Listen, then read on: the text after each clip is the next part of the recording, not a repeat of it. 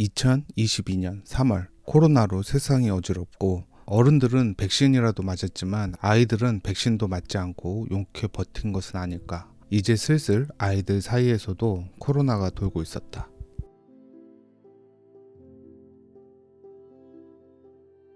아침에 지원이가 기침이 심하고 목소리가 이상해서 진단키트로 검사를 했더니 두 줄이었다. 일단 빠르게 와이프에게 사실을 전하고 보건소로 이동을 했는데 PCR 검사에는 신분증은 필요 없지만 양성이 나온 검사 키트나 증빙 서류, 가족의 확정 문자 등을 전달받아 가지고 가야 검사를 할 수 있었다. 최근에는 검사 받기 전 전자 문진표를 작성해야 하는데 핸드폰으로 하는 데다가 아이 정보까지 두 개를 보내야 하기 때문에 작성이 늦으면 순서가 지연될 수 있다. 전자문진표는 관할 보건소 홈페이지를 들어가면 어렵지 않게 찾을 수 있으니 아이와 함께라면 사전에 전자문진표 작성을 하고 보건소를 방문하는 것이 좋다. 핸드폰이 없는 아이들이라면 아이의 정보는 그대로 적고 번호만 보호자의 것으로 등록해서 검사받으면 된다.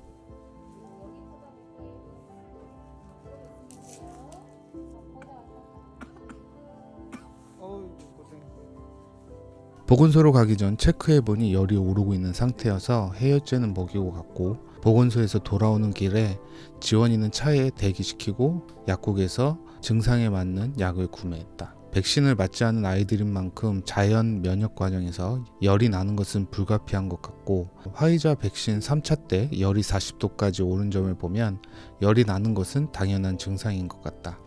하지만 인후통이나 기침 등 감기 증상과 동일하기 때문에 열이 난다고 무조건 해열제만 먹이는 것보다 증상에 맞는 약도 함께 구매하는 것이 좋다.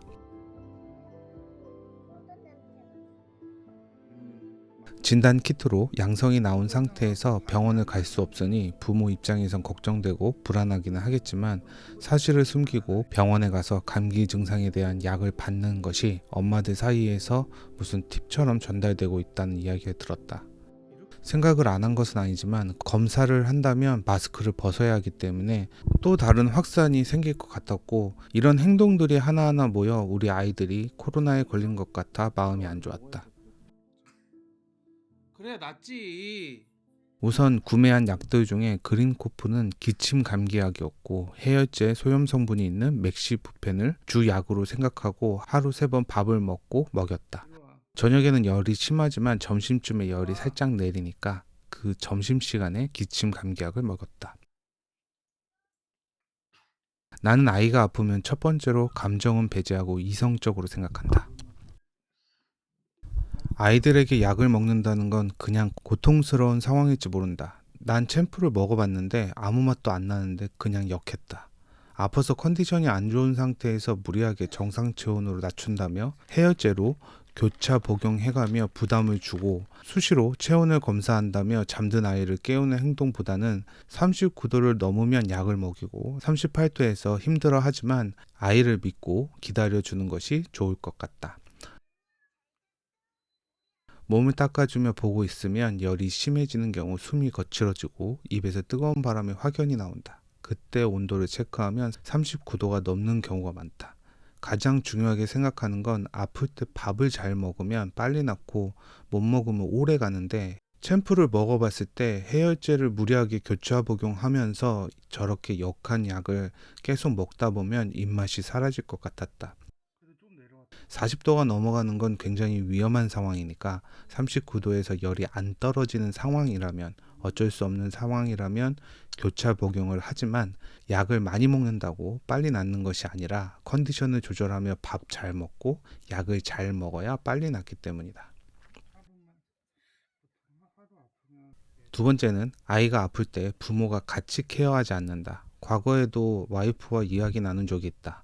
부모가 전전긍긍하며 밤을 새우고 고생한다고 아이는 빨리 낫지 않는다. 결과는 없고 그냥 둘 다 힘들 뿐이다. 상황에 맞게 교차 관리를 해주는 것이 좋다.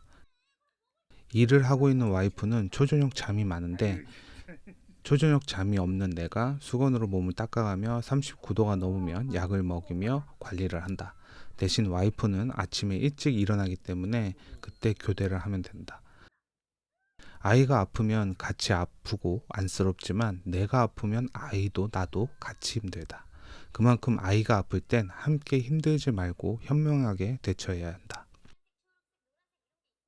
와이프와 교대 후 침대에 누웠는데 잠깐 후 눈을 뜨니 해가 중천에 있었다. 다행히 지원이는 미열인 상태로 있었지만 힘들어 하진 않았고 밥도 약도 잘 먹었다.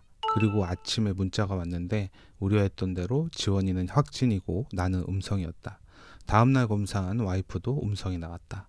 와이프는 바로 출근해야 하는 상황이었지만 다행히도 주말이라 서로 부담이 되지 않고 교대로 지원이를 볼 수 있었다.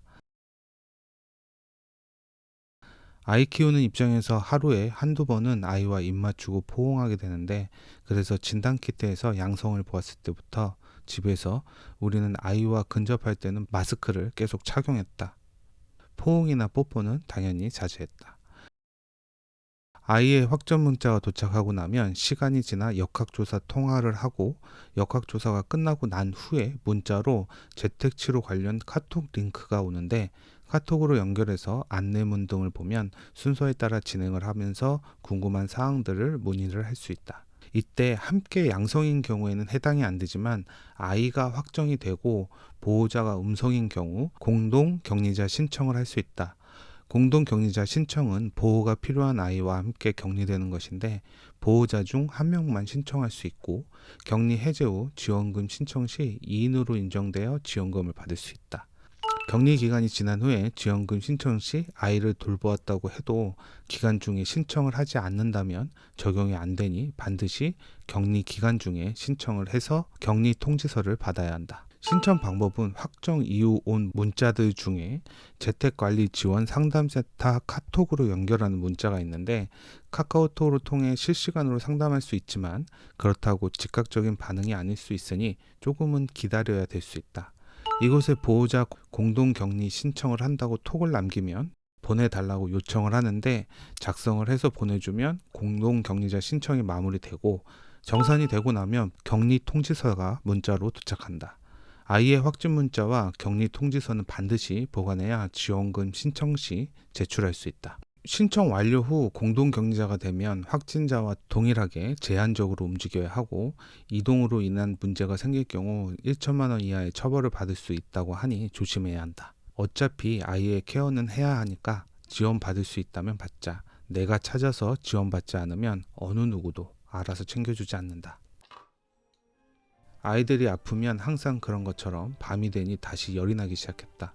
아이가 너무 고통스러워하고 잠을 제대로 못 자는 등의 심한 증상이 아니라면 무리하게 깨워서 약을 먹이기보다는 수건으로 열 관리를 더 해주었다.